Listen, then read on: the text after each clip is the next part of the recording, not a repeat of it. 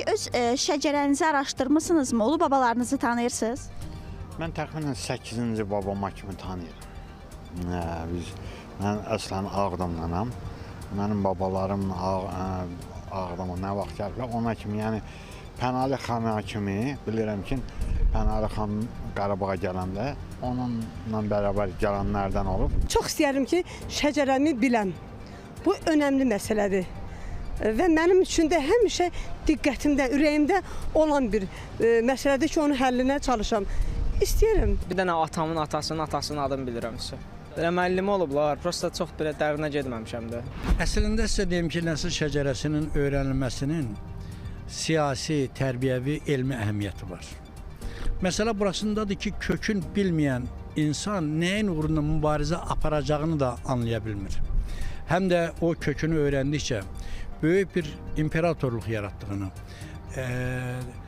mədəniyyəti yaratmış bir millətin övladı olduğunu dərk eləyəndə onda bir qürur, mənlik və eyni zamanda şəxsiyyəti tam formalaşmış olur. Bu baxımdan çox əhəmiyyətlidir. 60-70 yaşlı bir adamdan bunu soruşursan, özün də bəlli bir yaşa çatandan sonra dəftərin altından yazırsan ki, mən filankəs oğlu və ya qızı nəsil tariximizi yazmağı kiməsə övladına həvalə elədin. Bu onda olur, təxminən bir 140-150 illik bir ailənin tarixi olur.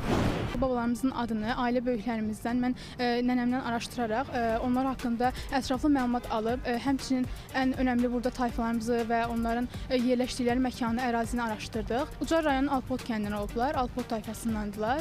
Və Alpot tayfasında qısaca deyə bilərəm ki, səhvlərdə, süvari dəstələrdə olublar və bir çox Azərbaycan rayonlarında da məşqçilik alıblar. Biz çox haqlı olaraq insanlarımızın bir qismi evimizdə bahalı qablar alıb qoyuruq evin girəcəyində. Amma təəssüf ki, evin girəcəyində ailə tariximizi özündə əks elətdirən nəsil ağacımız yoxdur.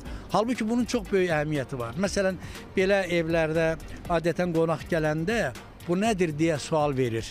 Mən tələbələrimə də izah eləyirəm ki, bu həm də maarifləndirici bir işdir. Onda sən izah eləyirsən ki, əlinlə göstərsən, bax, sən bu ağacın bu budağında dayanmışsan. Həm də onun yaşı keçib. Əgər o budaqdan sonra heç bir pöhrə yoxdursa, demək bu ağac quruyacaqdır.